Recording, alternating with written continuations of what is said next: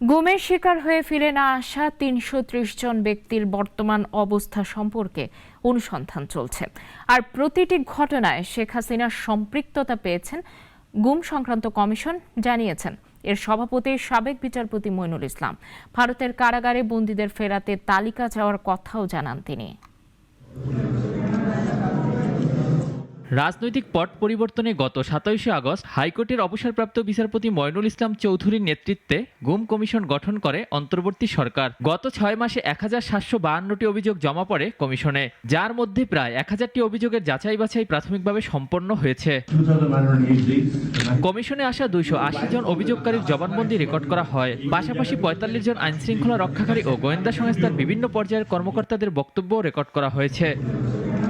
তাদের দেয়া তথ্যমতে ঢাকার আশেপাশে ৮টি আয়নাগরের খোঁজ পেয়েছে কমিশন। প্রতিটি গুমের ঘটনায় শেখ হাসিনার সম্পৃক্ততা রয়েছেও বলে জানিয়েছে কমিশন প্রধান। ঢাকা, বগুড়া, নারায়ণগঞ্জ, রাজশাহী, চট্টগ্রাম সহ বিভিন্ন জেলায় ডিজিএফআই, সিটিটিসি ও র্যাবের নিয়ন্ত্রণাধীন বেশ কিছু গোপন বন্দিশালার সন্ধান পাওয়া মাত্রই তা অত্র কমিশন পরিদর্শন করে অপরিবর্তিত রাখার নির্দেশনা প্রদান করেন। পুলিশ এবং বিজিবির পক্ষ থেকে পূর্ণাঙ্গ তথ্য পাওয়ার উপর নির্ভর করে অনুসন্ধান চলছে বলেও জানান কমিশন প্রধান। এছাড়াও ভারতের বিভিন্ন কারাগারে বন্দী থাকা বাংলাদেশি নাগরিকদের তালিকাও চাওয়ার কথা জানান তিনি।